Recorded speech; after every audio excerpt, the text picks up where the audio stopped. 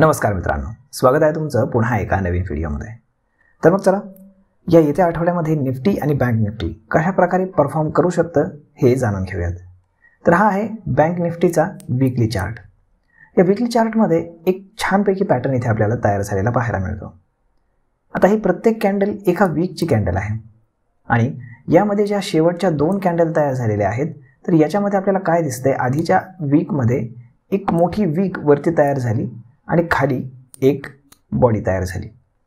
त्याच्या पुढची जी कॅन्डल आहे म्हणजे आत्ता जो आठवडा संपला त्याच्यामध्ये खालने एक वीक तयार झाली आणि एक बॉडी वरती तयार झाली। म्हणजेच काय की इथे कुठल्याही प्रकारचा डिसिजन बायर आणि सेलरमध्ये या दोन्ही आठवड्यामध्ये होऊ शकला नाही की मार्केटला वर न्यायचं आहे की मार्केटला खाली न्यायचं आहे। आता याचा फायदा काय होऊ शकतो, तर याचा फायदा येणाऱ्या काही दिवसांमध्ये, येणाऱ्या 1 ते 2 आठवड्यामध्ये चांगल्यापैकी मूवमेंट आता निफ्टी आणि बँक निफ्टी दोन्हीमध्ये पाहायला मिळू शकतं, स्पेशली इन बँक निफ्टी।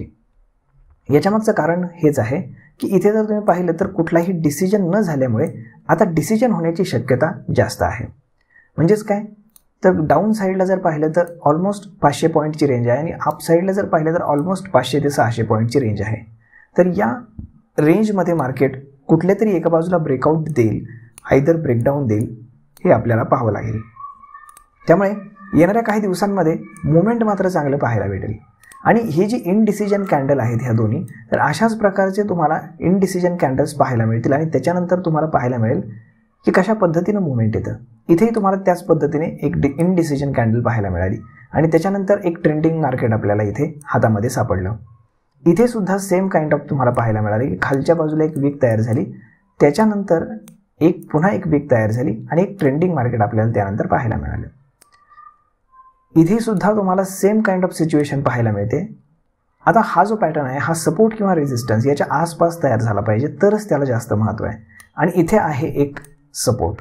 तर ह्या सपोर्टवरती हा जो पॅटर्न आहे हा तयार होतोय। आता आपण हीच बँक निफ्टी जी आहे ही आता डेली चार्टमध्ये पाहूयात। डेली चार्टमध्ये आपल्याला काय दिसतंय, तर डेली चार्टमध्ये हा जो स्विंग आहे हा डिफेंड होताना आपल्याला दिसतोय आणि शेवटची जी कॅन्डल आहे तर ती बुलिश तयार झालेली आहे। आता यापुढे काय होऊ शकतं हे पाहण्यासाठी इथे एक डब्ल्यू टाईप पॅटर्न आपल्याला पाहायला मिळतोय। म्हणजे जर याचा जर ब्रेकआउट आला तर मग एक चांगले ट्रेंडिंग मार्केट वरच्या साईडला आपल्याला पाहायला मिळू शकतं। आता याच्यासाठी आपल्याला काय करावं लागेल, जर आपण ह्याच चार्टला 15 मिनिट्समध्ये घेतलं तर तुम्हाला याच्यामध्ये जास्त क्लॅरिटी पाहायला मिळते। आपल्याला इथे काय दिसतंय, मार्केटमध्ये एक सेल ऑफ आला, सेल ऑफ आल्यानंतर मार्केटनं स्वतःला डिफेंड केलं आणि इथे एक छानपैकी पॅटर्न आपल्याला इथे तयार होताना पाहायला मिळतोय। आता हा पॅटर्न कुठला आहे, तर तुम्ही पाहिला असेल की हा तुम्हाला एक हेड अँड शोल्डर पॅटर्न जो आहे तो इथे आपल्याला पाहायला मिळतो। जर आपण इथे एक ट्रेंड लाईन ड्रॉ केली तर तुम्हाला इथे एक पॅटर्न पाहायला मिळतो आणि आता याचा ब्रेकआउट होण्याचे चान्सेस जास्त आहेत। जर इथे तुम्ही एक ट्रेंड लाईन ड्रॉ केलीत तर याचा ब्रेकआउट ऑलरेडी आलेला आहे, परंतु आता उद्या मार्केट कुठे ओपन होतं ते जास्त महत्त्वाचं आहे। उद्या आयदर गॅप अप ओपन झालं किंवा फ्लॅट ओपन झालं तरीसुद्धा मार्केट बुलिशच राहील आणि जर मार्केट या लोच्या जर खाली आलं म्हणजेच 45,300 तर मग मात्र मार्केट पूर्णपणे बेरिश होईल, एवढं मात्र लक्षात असू द्या। आता ह्याचा जो लेटेस्ट स्विंग आहे म्हणजे साधारण 45,600, तर याला डिफेंड करणं फार महत्त्वाचं आहे, कारण इथून इथपर्यंतचा प्रवास करणं मार्केटला जास्त अवघड नाही।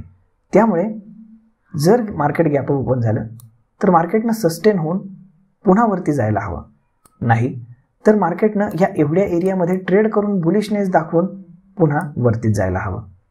जर तसं झालं नाही तर मग मार्केट बेरिश होईल आणि मग पूर्ण जो पॅटर्न आहे तो बिघडून जाईल। आता हे झालं बँक निफ्टीचं। आता आपण पाहूयात निफ्टीकडे। मित्रांनो, हा आहे निफ्टीचा डेली चार्ट। ॲक्च्युली निफ्टीचा वीकली चार्टही मी पाहिला, परंतु त्यामध्ये खास काही असे कुठले पॅटर्न्स आपल्याला पाहायला मिळत नाहीत। परंतु हा जो पॅटर्न इथे आपल्याला बनलेला पाहायला मिळतो हा ॲक्च्युली बुलिश पॅटर्न आहे, परंतु हा पूर्णपणे बुलिश दिसत नाही। आता याला बुलिश होण्यासाठी उद्याचा दिवस वाट पाहावी लागेल, कारण ह्या कॅन्डलच्या, ह्या बेरिश कॅन्डलच्या जर 50% जर हा रिकवर होऊ शकला असता जर काल, तर मग मात्र हा पूर्णपणे बुलिश झाला असता, परंतु तसं आपल्याला पाहताना दिसत नाही। आता जर आपण पाहिलं तर काय होऊ शकतं, जर आपण आता याला 15 मिनिट्समध्ये कन्व्हर्ट केलं तर मग आपल्याला जास्त क्लॅरिटी याच्यामध्ये येऊन जाईल. इथे same as kind of bank निफ्टीप्रमाणेच आपल्याला पाहायला मिळते. याचा जर आपण स्विंग पाहिला तर हा आहे स्विंग 21,818चा.